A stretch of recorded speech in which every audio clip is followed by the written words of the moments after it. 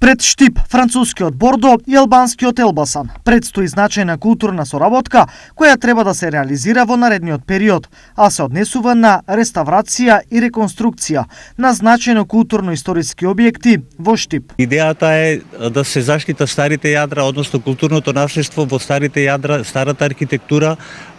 Ние како музеј и локална самоуправа од Штип сакавме да влеземе во овој проект со старото јадро на Ново село.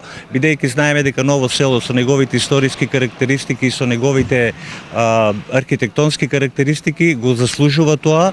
Има многу објекти кои што треба да се заштитат, така да ние се надевам дека ќе успееме заедно со оваа соработка, со нивна поддршка, со нивното знаење. Идентично на Штип, проектот предвидува реставрација и на објекти во Елбасан. Oui, bien sûr. Bonjour. Добар ден. Проектот се однесува на соработката помеѓу градовите од Франција, од Северна Македонија и од Албанија. Проектот е управуван и раководен од Француската асоциација на извонредни места и градови, СИТ и СИТЕ. И нашите очекувања се дека најпрвен ќе се воспостави добра соработка помеѓу сите учесници кои што се вклучени во размената на знаења во рамките на овој проект од трите земји. Прв пат во Македонија дојдовме пред околу 20 на години, кога започнавме да работиме на ревитализацијата на старата Скопска чаршија и чаршијата во Битола. Тие два проекти ни представува основа, база врз која го градиме она што се случува денеска со другите општини.